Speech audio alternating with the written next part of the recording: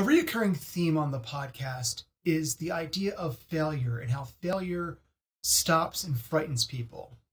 So today I'm going to talk to somebody who's been very successful, but not about his successes. I do not care about this man's successes. We're going to talk about how he fell on his face again and again and again and pulled his ass right back up. So we're going to hit that music and then we're going to land on our asses.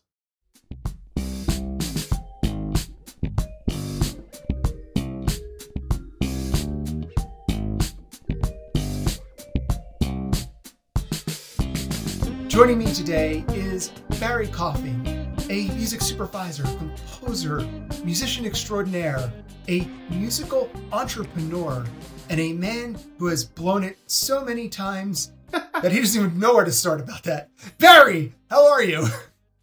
Great. I'll have to say, this is a very unique intro. Welcome to The Biggest Loser. All right.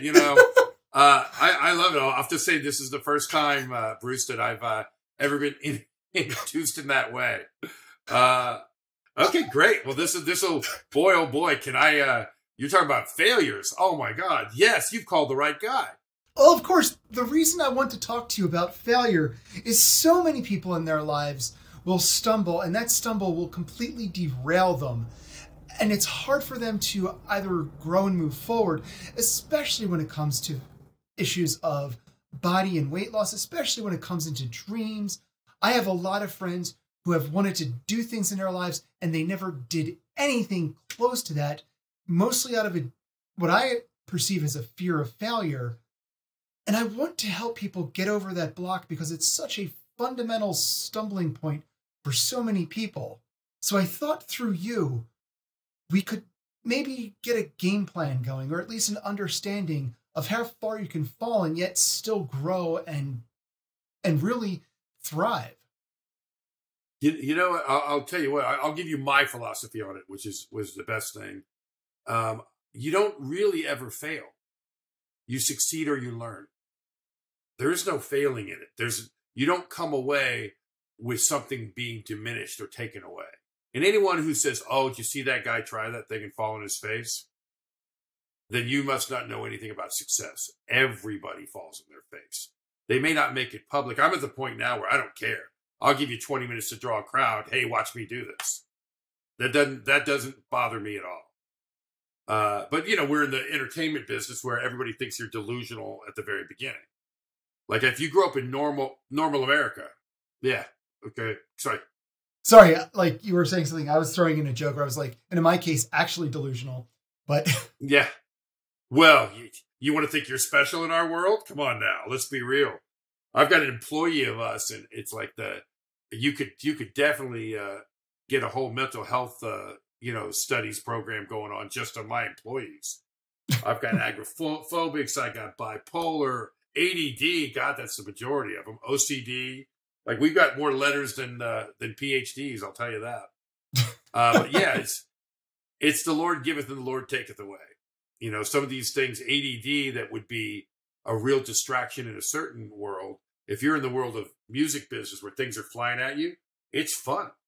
If you've got ADD, I'm going to do this. I'll focus on that. I'll do this. Woohoo! It's the plate spinner.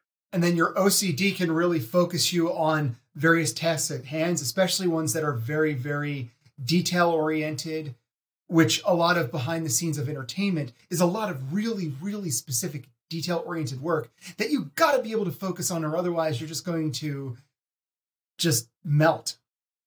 Yeah, well, then the other part of OCD that I'm struggling with right now is, why must I go all the way around the block to go next door? It's like, it can't be easy. I'll study every little thing. I can do this to study every little detail, Yeah, it was just that first idea you had. It is not efficient sometimes. It's precise, just not efficient. Yeah, for sure. Yeah, so my background, why should you listen to me? When he went to Biggest Loser, I've failed as an artist with a record deal on Warner Brothers. I had a record label distribution deal in Sony, failed. I've had, been on multiple bad publishing deals. Any great thing in the music business you can fail at. All the big three, I got those. I'm an Emmy loser. I've written #1 hits where I ended up getting 1/6 of the money. So not exactly a smart businessman. All of these different things that that would be major disasters that have turned into my strengths. And part of what I think people need to do, like when I'm looking at problems, I think of it as Star Wars 3-dimensional chess. So there's the board of money. Did you make money? And that's a factor. It's a thing, but it can't be the only way you guide your success or failure, because it doesn't tell the whole story. You go for power. Like, that's how I got the power. I can do this. I can do that. That's a good thing to have. The other thing is knowledge. What did you learn? So if you learn it, if you look at the 3 lenses of knowledge, power, and money, I think you can put things into a box where even if you didn't intend to, you might have intended to get money. Instead, you got knowledge, or instead you networked, you met some people, you now have some more power, influence, you can get these other things very seldom. It's sort of like you can't destroy matter. You can't, there's no experience that is all bad, period. Nothing. That which does not kill you. So if you look at one of these other chessboards, you may find your financial disaster turned out to really give you gains in these other places. And the other thing, you could say, I made a lot of money, but I didn't learn anything in these things. So money is a thing, but it's not the only thing. So whenever I'm trying to decide on something to be a smart use of my time, the trifecta is if it helps me in all 3. 2 out of 3, it's a good deal. And if it's 1 out of 3, okay. If it doesn't advance any of the 3, please don't do it. There's no win for you there. But I mean, you could be trying for 1 and miss, but even if you miss, you're going to gain knowledge at the very least. And that has been my experience. Very few things in life are zero sum. And so many people view it just under that lens where it's, I succeeded, I failed. Don't necessarily notice that they learned something and didn't notice that now somebody takes them a little bit more seriously. Just very much focused on that bottom line. So I want to take you back to long before all of your successes, to when you first started out, because the music industry, even years ago, was a very hard thing to get going in. Do you remember your first steps forward and your first stumbles? Well, I'll start with my parents graduated the class of 1960. So they thought that happiness was a place. So I went to 16 different schools to make it through high school. But my parents both could sing. So my brother and sister and I, we'd take these road trips and all this stuff. And it was like a 4-part harmony. All right, here's your part. So I didn't know that everybody couldn't sing. So my parents were weird in that, they're the only people, my son, the musician, like it's a good idea, So they had support in that way. I don't think they ever really thought I'd get to the levels that I did. They just loved music, so, and they were crazy. They were bringing in Peter, Paul and Mary protest songs and Broadway show tunes. My dad was all over doo-wop, and then he had an interracial doo-wop band that opened for Bill Haley and the Comets at Hobart Arena in Ohio. So they'd done a lot of stuff. And then, they went through the 70s phase where my dad was cruising around with a huge porn star mustache listening to Barry White, So I got a lot of different, really bipolar kinds of musical influences.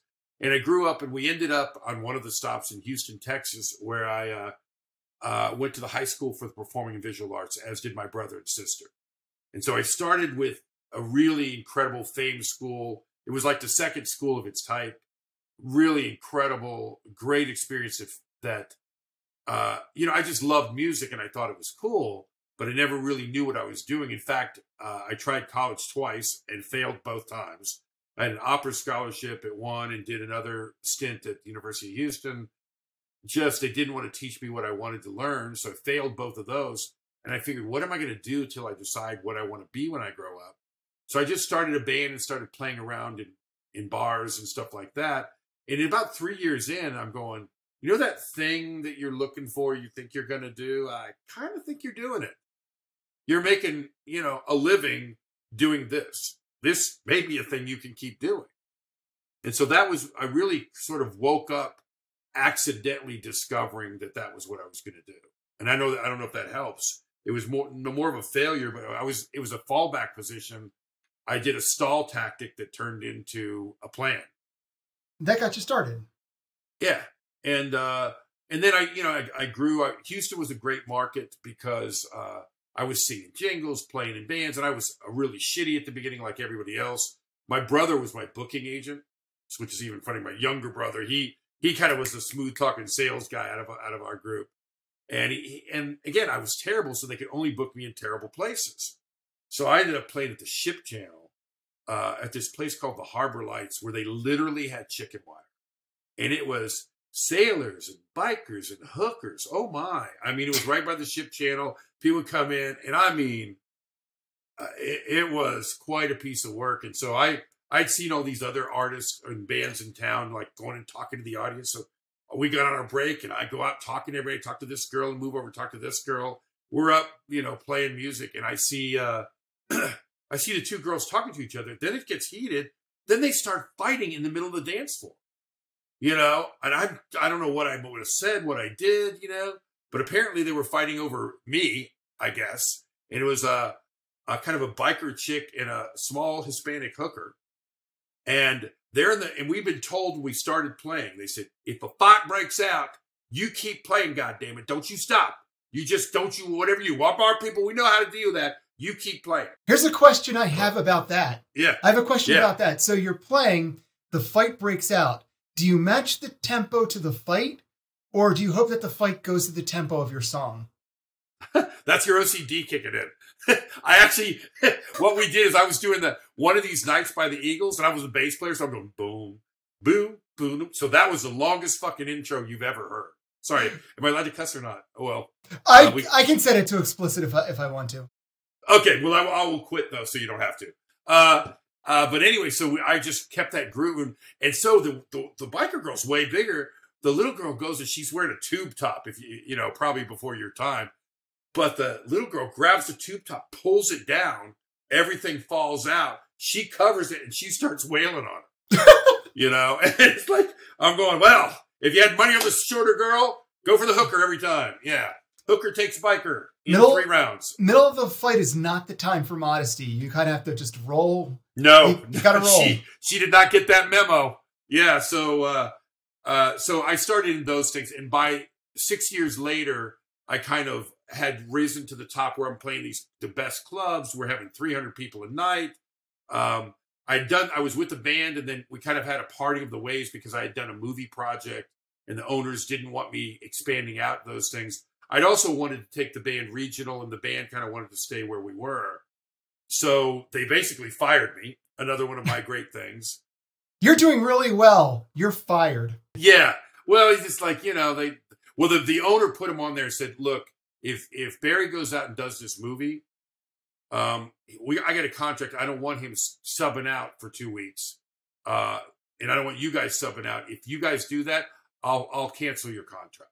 So he put him in a rough position. Mm-hmm. Barry does the movie. The whole band has to move on. They said, we want to keep the job. Barry, you're fired, So I go to put together another band, and there were a couple of girls I went to high school with. They were great singers, and nobody had hired them.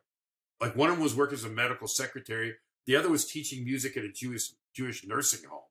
Mm. And they're both black girls, but they were really, they were great. And I said, why aren't you guys singing? They're going, like, nobody will hire us. I'm going, screw it, I'll hire you. So I put together a band with those guys. We start kind of doing some preliminary gigs to show everybody, and we bring the agents in, and nobody will book us. And they pull me aside, and they go, well, you got one colored, that's okay. But you get 2 colored. See, they draw a colored crowd.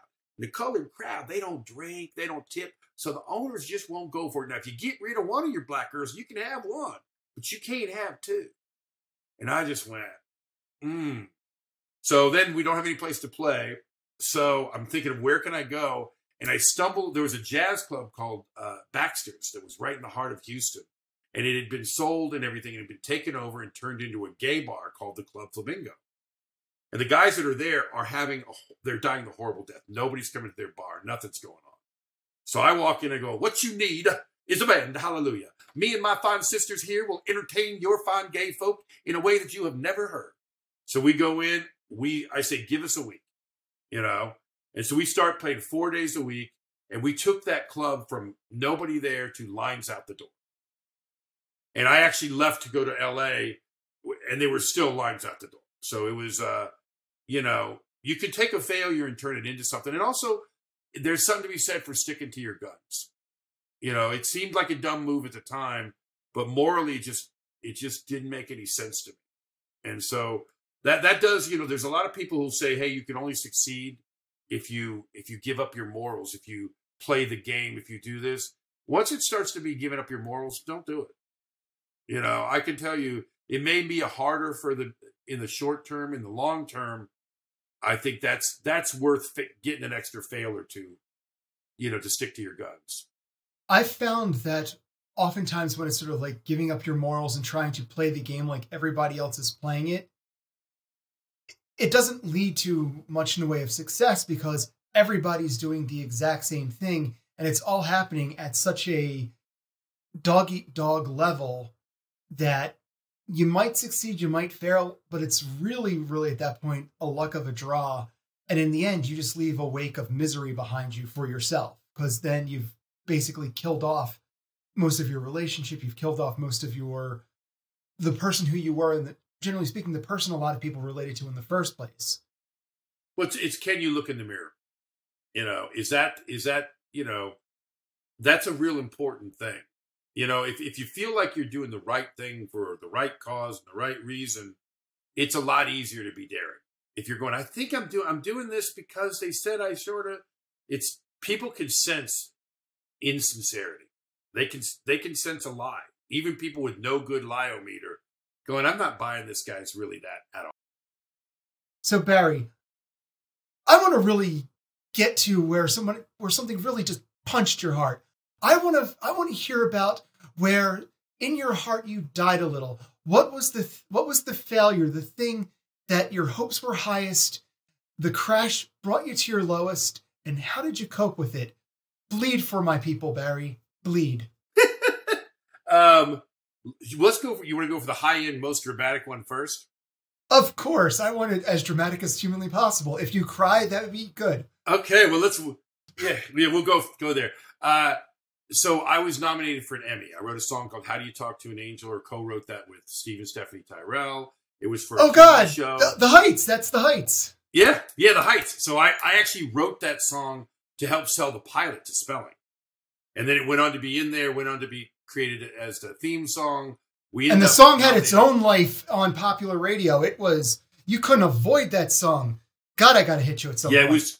It was number one. It was number one in airplay for 6 weeks and couldn't get to the top spot because Boys to the Men, End of the Road was selling too many records. So it waits and finally gets up there, and it's on number one for 2 weeks, and screaming up the chart comes Whitney Houston's I'll Always Love You and bangs us out, you know. So we were, during a part in 1993, for 6 months, there were only 3 songs that were number one in our country, and one of them was mine.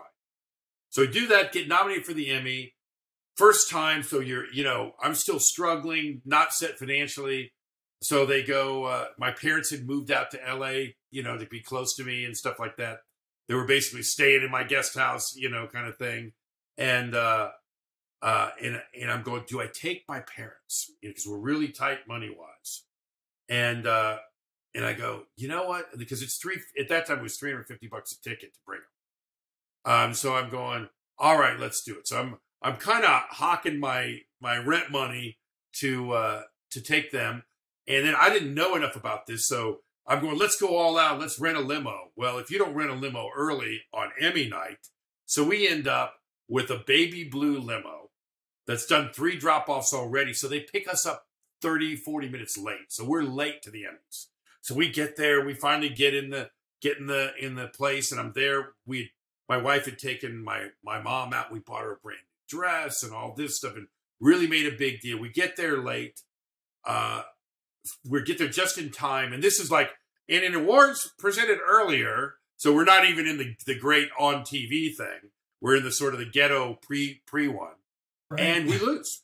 Right there, we lose. It's the Kander and Ebb, super famous writing guys, or something they wrote for Liza Minnelli. They don't even show up to the award. They've won so many. They don't give a crap. And people are dancing around with their Emmys. And I am not happy. And I understand, like, it was best words and music, and you're going, achievement. I don't know what we could have done. The song kept the stupid TV show on 2 extra weeks because the ratings weren't good, but they were too embarrassed to cancel a show with a #1 hit song. So we actually got to make it through the whole run. I felt like we'd done everything, and it was really kind of depressing. I'm sorry to have interrupted that, but I have to ask because I've never had the opportunity to ask this before. But okay, so you're sitting there, they're doing the whole presentation in that way that they do it, with the anticipation building, and I've only seen it on TV, so I don't know if in reality it plays out the same way it looks like it does on TV. But you're sitting there with all this anticipation. How does that go? Like, how in that moment?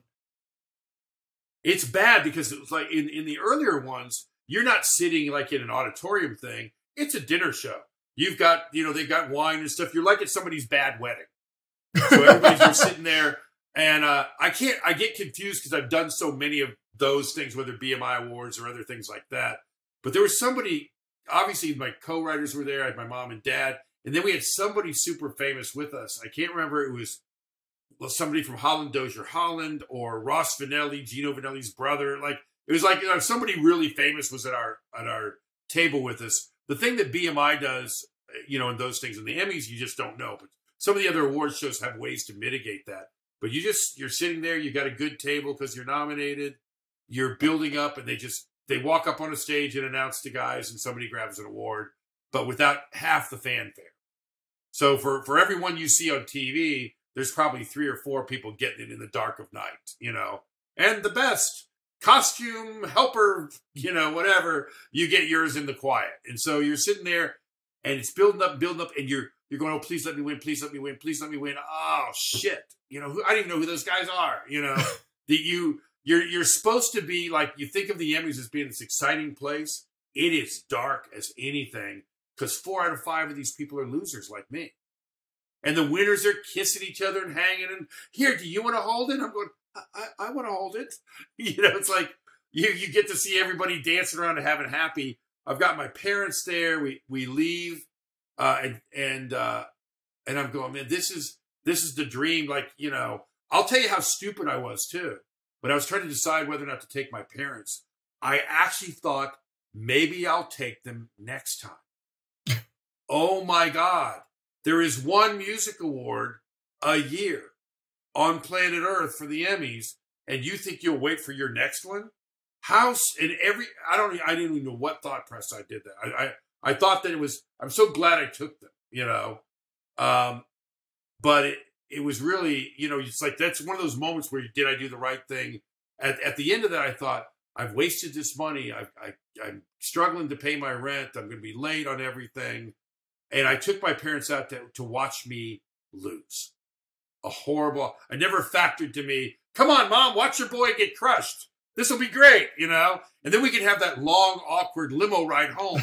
This will be fantastic, And that's what I paid for. A lot of money and stuff. And you're going, this is the worst thing ever. And 2 weeks later, my mom actually passed away. Ooh. She died in her sleep. And that was the last time that we were together, was at the Emmys. And at that point, I went, best money I ever spent. Different playbook, different deal, but definitely a low moment that turned high. I can absolutely relate to that. First off, like as a mama's boy whose mother passed away as well, I really, really sympathize with that because you never truly fully ever get over if you've got a good relationship with your parents. And for all of the little stuff that I've done, and I had a short film featured at the 2019 Comic-Con, the entire time I was going through that weekend, in the back of my mind, it was like, if only my mother was here. I just really would have been nice to see. I haven't made it by any stretch of the imagination, but just to see this would have just validated everything. Because you lost, but that still was a moment of deep, deep pride for her. Oh, and my wife really did it great because when they went to look for dresses, she said, her son's being nominated for an Emmy. And I mean, LA, can they kiss some ass on that? oh, let me get you this. Like, she got Queen for a Day. Like, when you look at that, if you couldn't give a better parting gift for a mother that, hey, you know what? That wacko son you've got, he's going to be okay. Yeah. You know, he's going to be, you know, he's got this stuff going on. And she always thought that, you know, was always supportive. But, you know, how do you hear the strings when there's nothing there? Like, you know, all of the stuff she felt like was really amazing and cool. And not every mother would. No. And it's special. And that kind of, that goes back to the whole idea of failure to a degree of success, because for you, you lost, but from her eyes, you were nominated for an Emmy. You were one in an entire music industry. You were one of 4 or 5 people who was recognized at the top of their game. And it's her little boy. Yep. And she had that feeling, you know, my dad and my mom were both like, I don't think they ever thought they'd be sitting in those seats. Yeah. Nor did I. You know, it's like not something that you think that that's going to happen. Like we can all hope and dream, but when you're sitting there for real, they can't take that away. Like if I don't do anything else, I'm still going to be Emmy nominated Barry. You know, it's an achievement that means something to people. And also probably gave you cachet you did not have previously. You bet. And things that I used moving forward. It still was, it was dark, and it isn't like I popped back over. Like, you know, you don't, because you really thought if I could just get into that room at that setting, my life will change automatically. And it doesn't. It's a nice little factor. It's a nice little helping thing. You know, it's really a journey. It's not a destination. You don't arrive. No matter how many people say, you've arrived. Yeah, you got to the party. That's all you did. You know, that's what arriving is. That doesn't mean you're thriving. It doesn't mean anything else. It means you're at the party. Congratulations. There's no real destination in the end. You just continue. We're always keep walking. Yeah, you think that, okay, I'm going to get there. And then you get to where you thought there was, and it's like, well, there's still this to do, and there's still that to do. Or there's no there. Yeah. That's the real thing. That's the killer. I thought I was there, and there is no there. The place, a safe place where we all relax and go, here's us guys who made it. Yeah, that place doesn't exist. Not in that room, not in the Oscars, not in the Grammys. None of these rooms are a stopping or staging or I'm on home base. You know, you can't hurt me here. No, not true.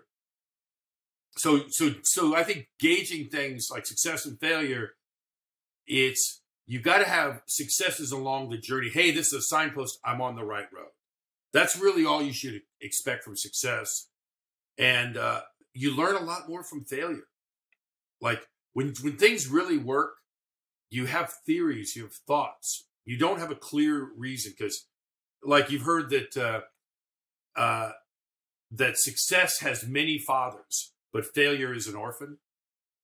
You know, when it's success, oh, the makeup guy did it, and this guy did it. Everybody wants to take credit for the great success.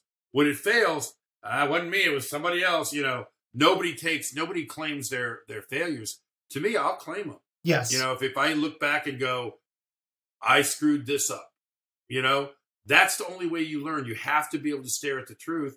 And then sometimes if it's something you fail because of something not in your control, why are you losing any sleep over? Shit happens. You know, that was not, if you can honestly go, that wasn't my fault. I couldn't have foreseen that. Then go to sleep.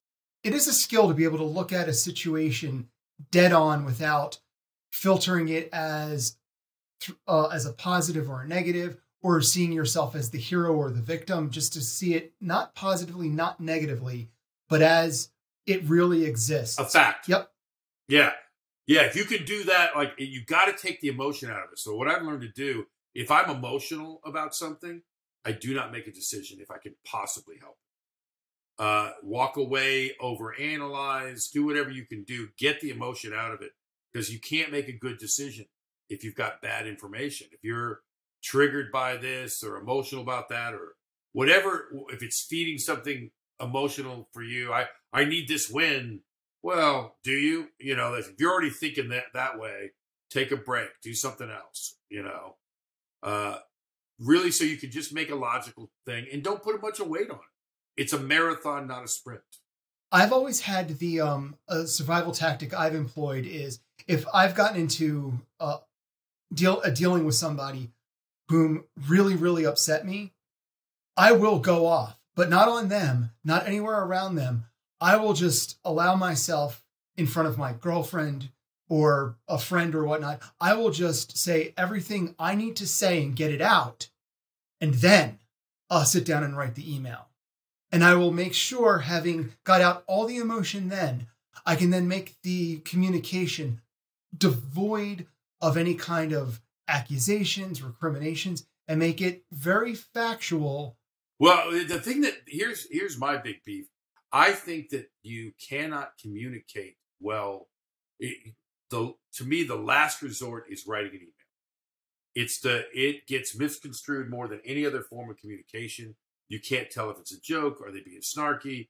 There's no way to communicate correctly.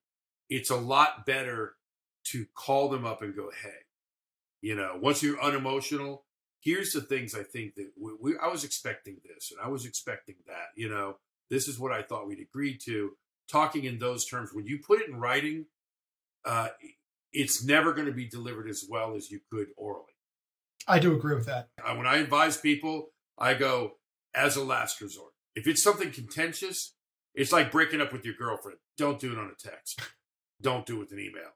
You know, be a man and do it and have an ebb and flow and take your punishment. Take your spanking. Even if it's, I got to say, I'm sorry. It's not an I'm sorry email.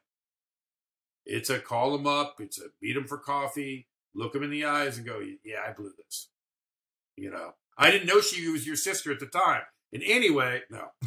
Yeah, you got to be able to say whatever it is, that it'll be better for them and ultimately better for you. I mean, most of us hate conflict and don't want to do it. But the idea is to try to be, you know, be prepared to weather a storm of them going off on you and then keep it calm. Do all the things that you did in the email, just do them verbally. It is like any other skill. Having hard conversations is something you learn, especially if it's an acquired skill. Yeah, I had to learn it over a period of various projects because I didn't want to have these conflicts, but then things didn't happen the way they should.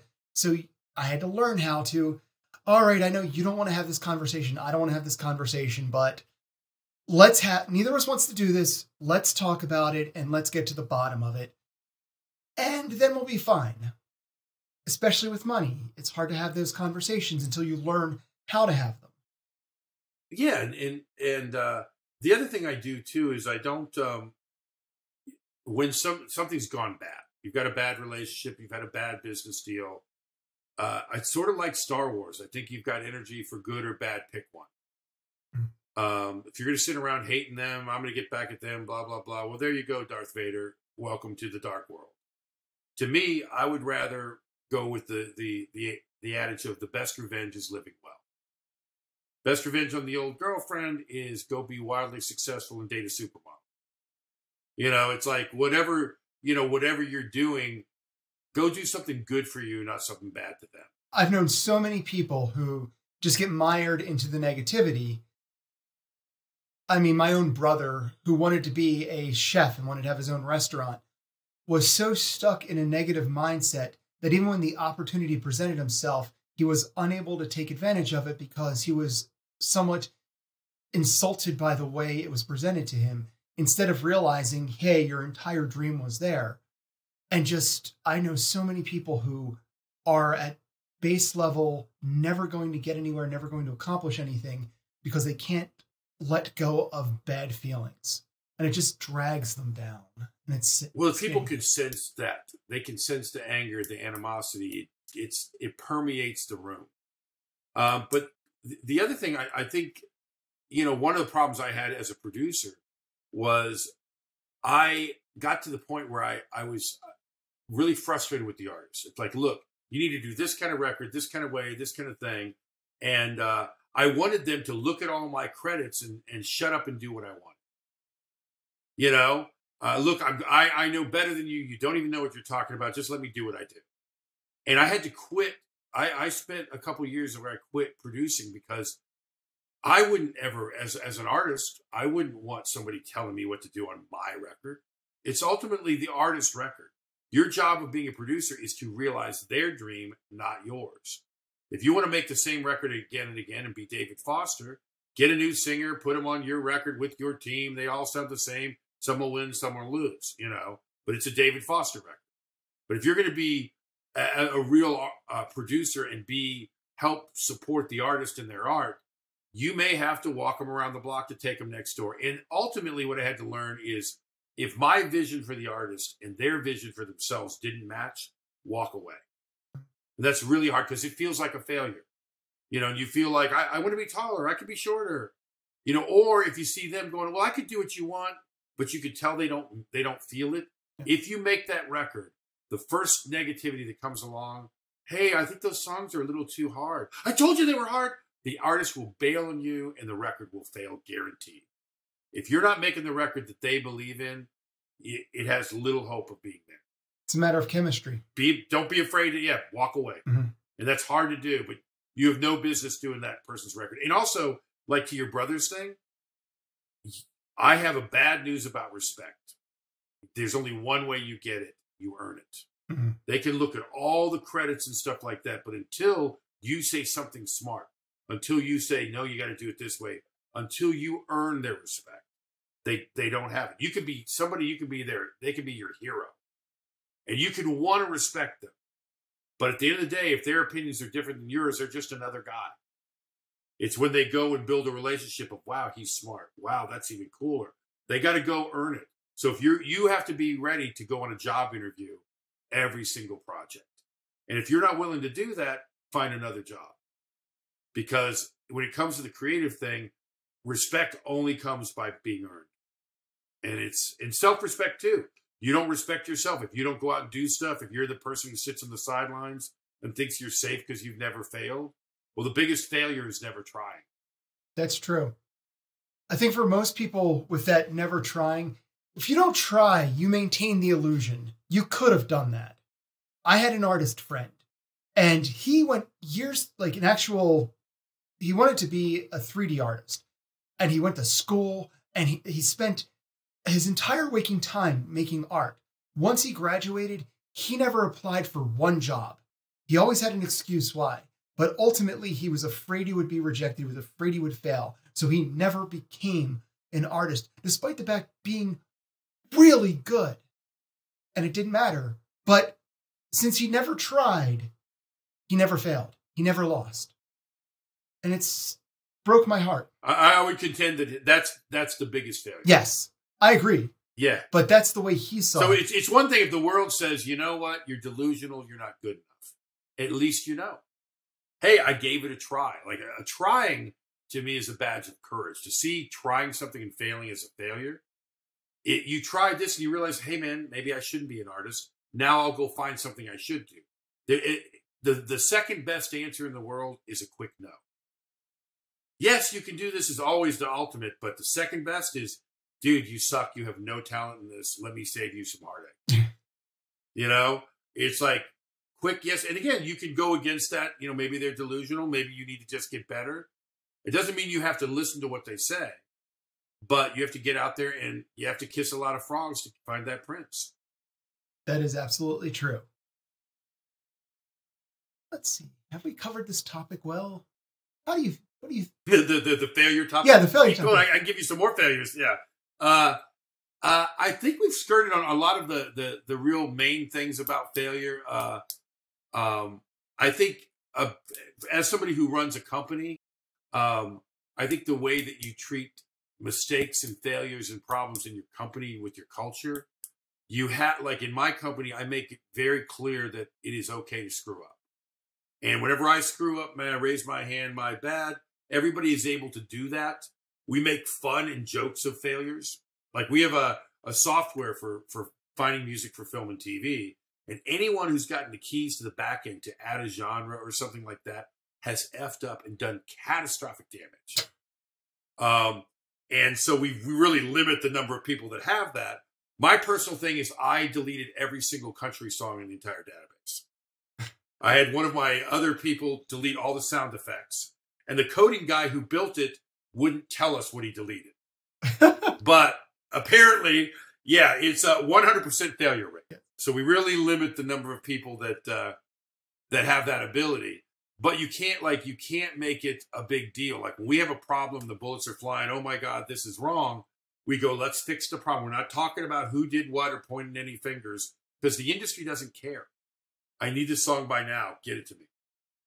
I wanted this. That didn't write. Whatever. It's fix the problem first. Figure out how it doesn't happen again second. You know?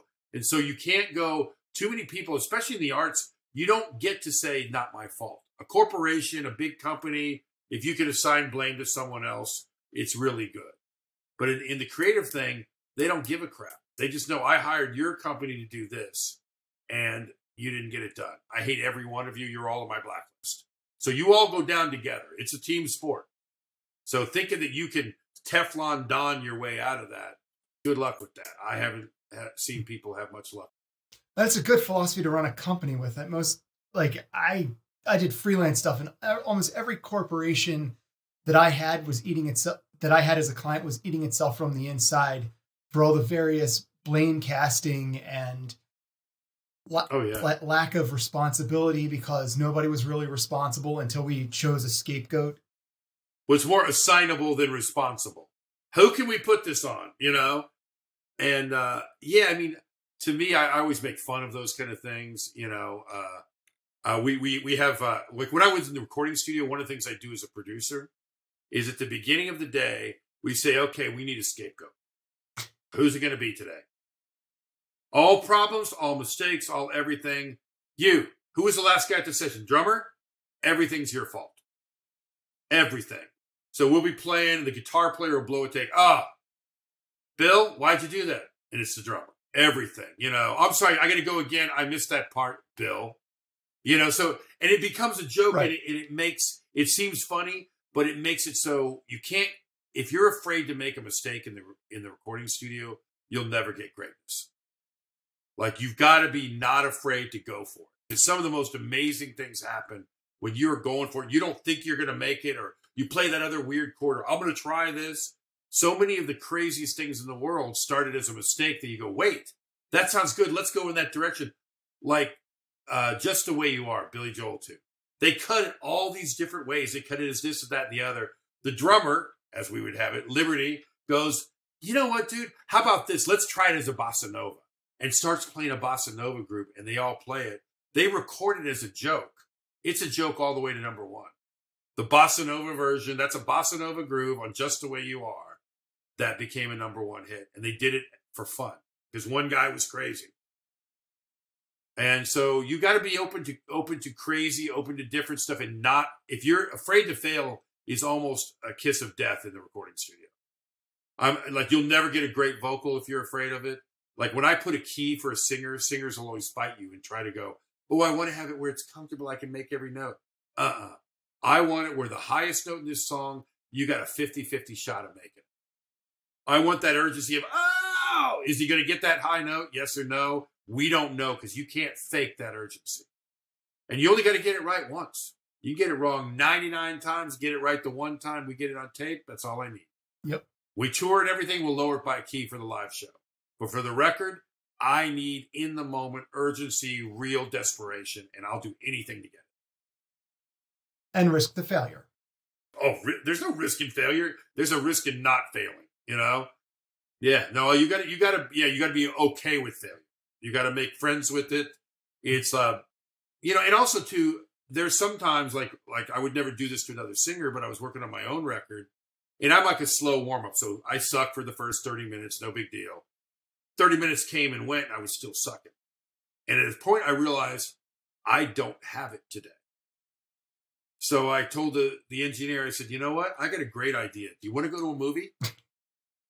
So we went, called the session. It would crush most singers. You could never do that with. But with me, I didn't give a crap. We went to the movie. We came back. The whole thing I was cratering on, did it in one take.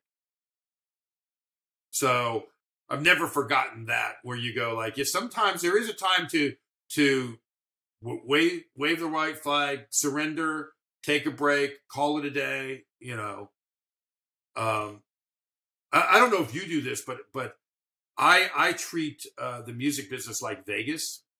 So if I start out my day and it's really going good, I go, who else can I call? Let me check on that other job. I think that's like Vegas. I'm on a hot streak.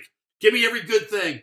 If I'm failing, and I try to pull myself out of it, but if pretty much halfway through the day it's a shit show, I go, well, let's just bring this on. Who else what's that other contentious argument I want to have?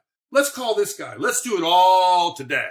Bring this on, and I've had real success with that, because then you got all these things you didn't want. You're only depressed for one day. You kind of consolidated into a really horrible day. And then my other thing, if it's really bad, I really can't take it, it's let's quit. Game's over. Curl up in a ball. Have something to drink. Have something to eat. Quit. This day's over. I lost. Let's go.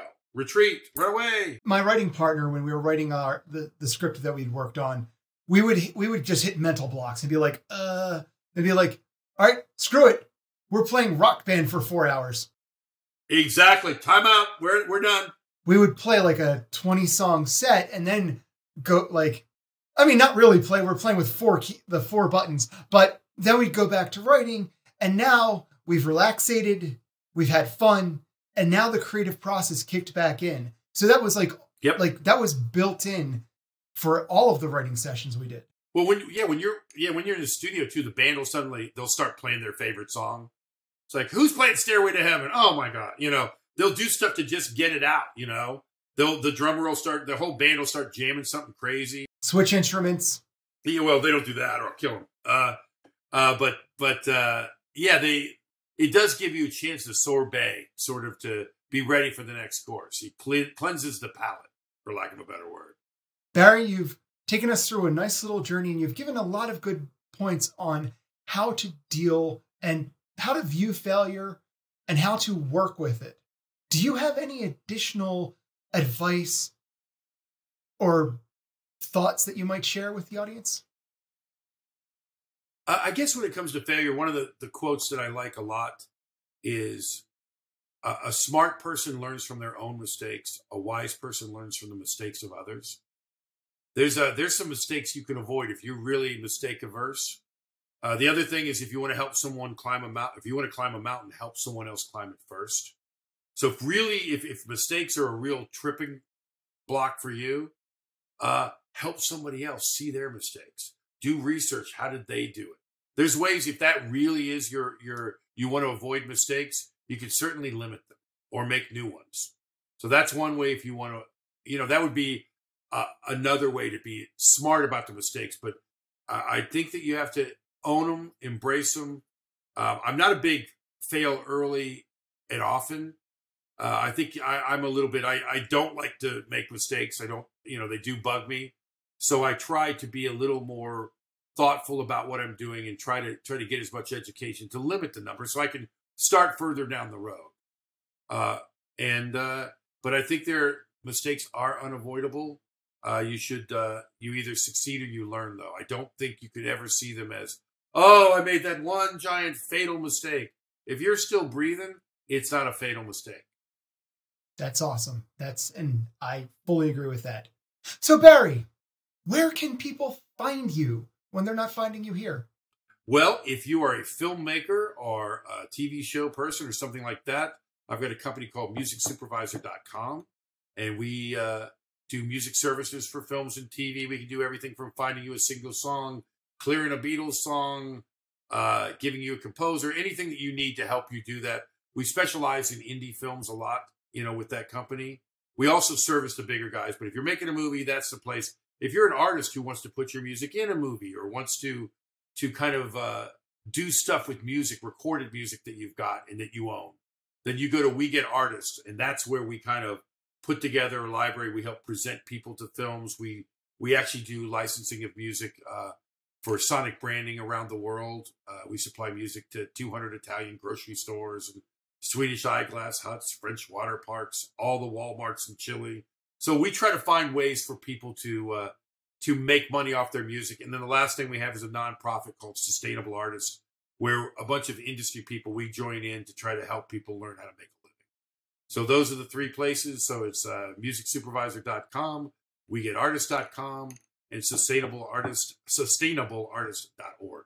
And as for me, I am the fittest fat kid you know, and here I am. I have socials, and they are at fittestfatkid. TikTok, Instagram, Twitter, also on Facebook. If you have a story, if you have a question or a concern, you can always reach out to me at hi_there@fittestfatkid.com.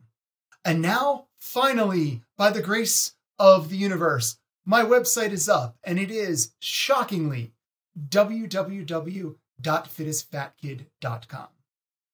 So, wherever you are, wherever you are, and whatever you're doing, hold yourself accountable, but do it with kindness and understanding. And I'll talk to you next week.